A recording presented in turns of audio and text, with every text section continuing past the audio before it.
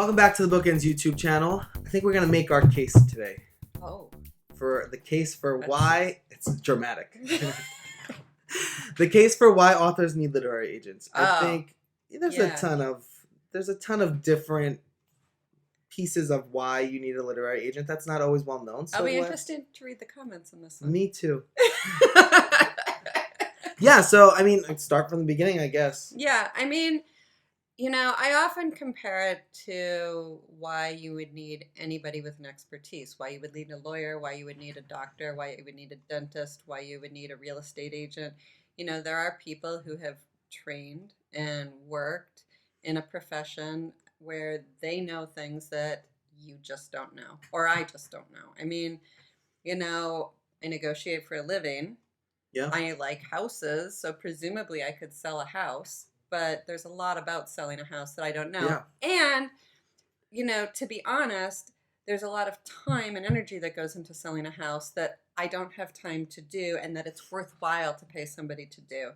And that I go into it assuming that even though I'm paying out a commission, it's worth my time, because time is money, and the energy I would have to have somebody else do it. And presumably they will get a higher price on the house than I would have gotten, and therefore earning their money. Yeah, I think there's two parts of it. Like you said, there's the whole logistical part where, I mean, agents know what editors are looking for. They know what's, those trends that are really working right now. They know who editors are in the first place, how to get in contact with them.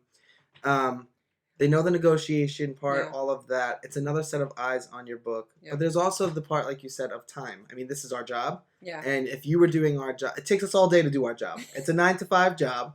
And if you were doing it, yeah, it is more than that. And if you were doing it, that's less time you're writing. Yeah. Well, and I think, not meaning to call you out because I'm not, but the list of things you do is important. But I think that's something authors miss. Authors often go in with the assumption that a literary agent's job is to find you a publisher. And certainly that is a piece of our job, but I always say that's the smallest piece of our job.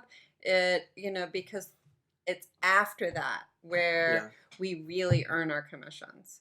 It's, as you said, negotiating the contract. And, if you come to us with a publisher's contract in hand with an offer, I would say 90% of the time we can get that up to a level that earns our commission back for us. And get the language. Well, and that's even the more important than the advance, is the royalty rates. Right. The contractual language, the other things in there that we can hold on to for you that are money earning. Right, the subrights that we can hold on to, the out of print language for when you can get your book back if need be. And we're going to discuss some of this subrights language, out of print language in other videos, so you can follow those later as well to learn what some of that means if you don't know. Yeah, and exactly. There's so many people that don't know, but we do. Like, this is what we're doing. Yes, and we know what we can negotiate, and we know how to negotiate it. We also know the limits.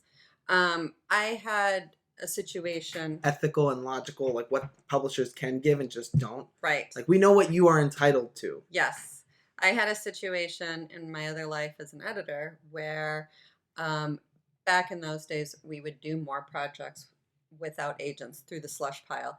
That happens less and less with publishers now. But I had a situation where the author was writing a book for me. And as I always did in these situations, I suggested she get an agent. I told her I could give her a list. I always preferred working with agents. And this is a good reason why. And she didn't want to. She wanted to do it on her own. And when the contract, so we negotiated, quite honestly, she was paid a lot less than she would have been if she had an agent. Contract went to the contracts department, and she was getting extremely frustrated in those negotiations and coming back to me, but I couldn't do anything. I work for the publisher. The contracts person works for the publisher. We didn't work for the author. It was not our job to help her. In the end, she ended up walking away from the deal. And it was simple things that had she had an agent, they could have been explained to her. She would have understood them, and it probably would have been fine. So it was a disappointing situation, but really showed me more than anything how much an agent does for the author. And some of it's just... Right. It's more than just labor. It's explaining and understanding and support and all of the things that you need to... And a sense of security. Yeah. You know, when you know that somebody else is on your side in this whole process, because while your editor is on your side within the publishing process and pushing your book through the house, it's your agent who is really your primary teammate in all of this. You know, that's the person you're paying to work on your behalf. Right. So, so you need an agent to negotiate the contract, obviously. Well, let's go step by step, I guess, from even before you find a publisher to help you work on the book to make it submission ready. Right. I mean, we know what publishers are looking for. We know what's working, what's not quite working. So if there are elements of your book that could be stronger, it's just another set of eyes. Yeah. And it's a set of eyes that are doing this all day and have seen many books go from where you're at now to where you want to be. Yeah. I mean, what it takes to get there. I mean, some of my discussions with my nonfiction authors when we are editing a proposal to submit are flat out, I think we need to take this part out or rework this because I think somebody will reject it based on this. Yep. And we can make it stronger, and that's our goal, to make it rejection proof. Yeah. Then it's to submit it and get it not just to the publishers, but in the right hands at the publishers. That, and also, I mean, without an agent, there are many, many publishers you can't submit to that just won't True. consider your book. True. And even if you get a rejection letter, it doesn't mean anybody read it. Right. But we also know who at the publisher. I mean, I could send it to the Macmillan, but there are a number of different imprints at Macmillan and so many editors. These are editors we're in conversation with every day. And we're on phone calls and coffee meetings and lunch meetings, and we're getting rejections from them, and we're selling books to them. And all of that just betters our understanding of what's the perfect book for who. And we know little quirks. Yeah. Like we know, who likes dogs, who's a cat person. Yes. Who's from this state, who's from that state. Yes. People who would rather live in the South versus the North, or people who dream of Alaska. I mean, we know this person all of edited this person, and all that stuff. And all of that informs our decision of who to submit to. And then, of course, the negotiation of the contract. But then once that is done, we are still there. There's still advocating to be done.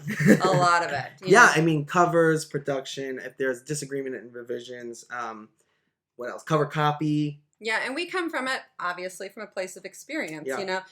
I find that authors, especially first-time authors, mostly first-time authors, get their cover, and it's understandably a terribly exciting experience. There's your name on your book for the first time. But I'm the one who can come in and say, yeah, that's great, but... Do the color schemes work? Does this element have to be there? Is the title treatment jumping out? Is the cover copy great? All that stuff is stuff you're not thinking of because it's a cover. Yeah, and we are happy to argue the points. That's the other thing, is that we really just are happy to argue. And you can pick so many of these covers. I guarantee you that was not the first and original design. No. Or title. Or cover copy. I have completely rewritten more cover copy than I can count. Yeah, agents are a sounding board along that process for someone who's on your side and who has your desires and your best interest at heart. Yeah, and then of course we are also managing the next steps. So we will have conversations with you sometimes before you're even aware they're about to happen about the next book and the next contract and our next steps. And managing the contract language with your first book and your second book, managing different publishers, all of that stuff that it's hard, it's tricky to navigate. It's not something that it's not really like an innate piece of knowledge that everybody has. No, it really isn't. And you have to know all the different clauses and not understand how they might conflict. Yes. Sorry. No, you're right. Yeah. But that's exactly right. So why do you need an agent? You need an agent to manage your career, to be your advocate.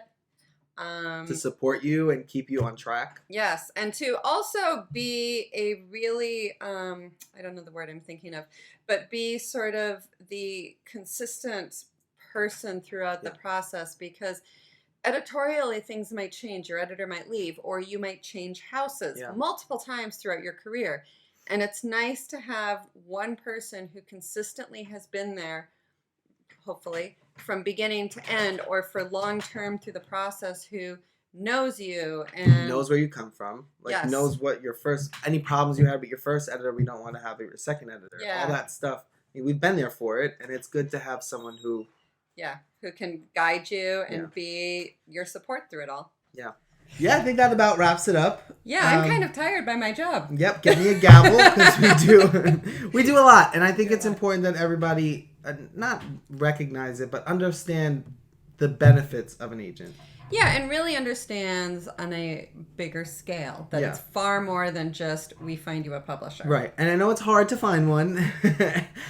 It is, but it's worth it in the long run. It's hard to find a publisher, and it's worth it in the long run. It is, absolutely. So good luck. Don't forget to keep us in mind and subscribe. Subscribe.